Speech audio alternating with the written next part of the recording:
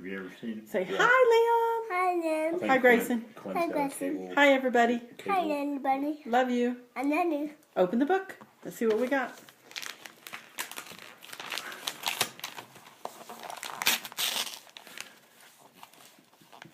Open, open. Rip it open. Can you not open a present? Yes, you can. It's thick. Oh, what is it? How the Grinch stole Christmas. Oh my goodness, the Grinch stole Christmas, Araya? He did? Why did the Grinch steal Christmas? I don't know. Well, let's find out. Every Who down in Whoville liked Christmas a lot, Araya. I've never seen much difference in it. It may be heavier around in here. But the Grinch who lived just north of Whoville did not. The Grinch hated Christmas. The whole Christmas season. He hated it so much. His heart was 2 sizes too small. But whatever the reason, his heart or his shoes, he stood there on Christmas Eve hating the Whos.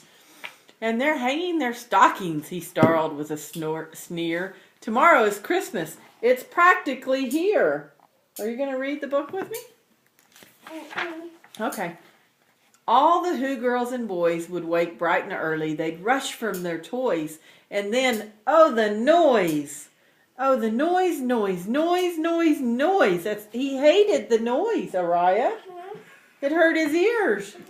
Look at them. They're playing with all their toys and making lots of noise. Is that what you're going to do? Then the Whos, young and old, would sit down to a feast. And they'd feast, and they'd feast, and they'd feast, feast, feast. They would eat Who pudding all day long. The Grinch couldn't stand it in the least.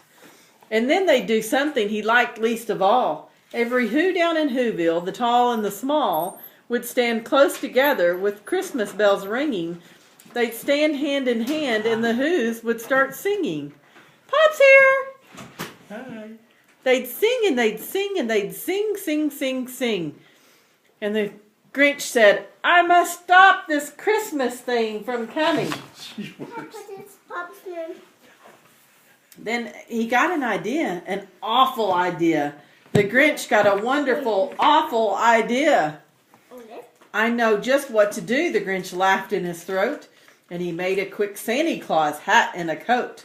What a great Grinchy trick. With this coat and this hat, I look just like St. Nick. All I need is a reindeer, the Grinch looked around. But since reindeer are scarce, there was none to be found. Did that stop the old Grinch? No, the Grinch simply said. If I can't find a reindeer, I'll make one instead. Are you listening? No. She gone. Then he loaded some bags and some old empty sacks on a ramshackle sleigh, and he hitched up old Max. Then the Grinch said, giddy up, and the sleigh started down toward the homes where the Whos lay a snooze in their town. All the windows were dark. Quiet snow filled the air. All the Whos were all dreaming sweet dreams without care. When it came to the first little house in the square, this is stop number 1, the old Grinchy Claus hissed. And he climbed to the roof, empty bags in his fist. Then he slid down the chimney, a rather tight pinch. But if Santa could do it, so could the Grinch. Could you sit down, please? Then he slithered and slunk with a smile most unpleasant around the whole room, and he took every present. He stole all their presents. He took them away. They weren't going to have any presents to open on Christmas Day. Oh no. He did it in every house, and he took all their food. He took all their presents. He took everything. The lights, the Christmas tree, everything. He stuffed it all up the chimney. Oh my goodness. Let me show him this picture. He stuffed them all up the chimney, Rye.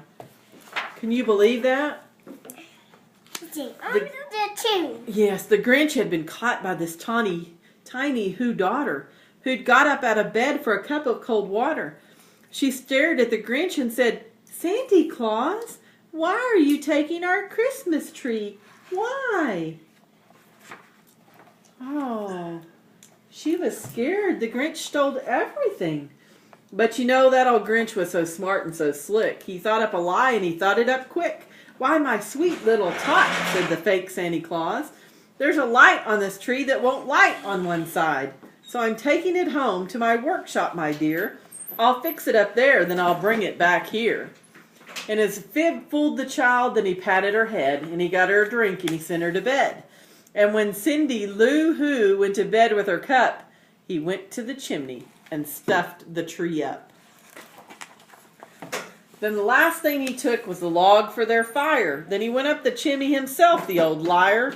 On their walls he left nothing but hooks and some wire, and one speck of food that he left in the house was a crumb that was even too small for a mouse. Then he did the same thing to the other Who's houses, leaving crumbs much too small for the others Who's mouses. It was 15:15 dawn, all the Who's still abed, all the Who's still a snooze when he packed up his sled. He packed up their presents, the ribbons, the wrappings, the tags and the tinsel, the trimmings, the trappings. 3,000 feet up the side of Mount Crumpet, he rode with his load to the tip-top to dump it. "Pooh-pooh to the Who's," he was grinchingly humming. "They're finding out now that no Christmas is coming. They're just waking up. I know just what they'll do. Their mouths will hang open a minute or two. Then the Who's down in Whoville will all cry, 'Boo-hoo! Woo-hoo! Boo-hoo, Who! Woo-hoo! You have no Christmas.'" I know how Christmas. "That's a noise," grinned the Grinch, "that I simply must hear." So he paused, and the Grinch put his hand to his ear. Look. And he did hear a sound rising over the snow. It started in low, then it started to grow. Can you hear it? Let me see. Can you hear it? Listen. But the sound wasn't sad. Why, that sound sounded merry. It couldn't be so, but it was very merry. He started down at the Whoville. The Grinch popped his eyes and he shook. What he saw was a shocking surprise, right? What was it? Every Who down in Whoville, the tall and the small, were singing without any presents at all. He hadn't stopped Christmas from coming. It came. Somehow or other, it came just the same. The Who's were singing. Can you sing? And the Grinch with his Grinch feet, ice cold in the snow, stood puzzling and puzzling. How could it be so? It came without ribbons, it came without tags, it came without packages, boxes, or bags. And he puzzled 3 hours till his puzzler was sore. Then the Grinch thought of something he hadn't before. I think she said orange. Maybe Christmas, he thought, doesn't come from a store. Maybe Christmas perhaps means a little bit more. And what happened then? Well, in Whoville they say that the Grinch's small heart grew 3 sizes that day.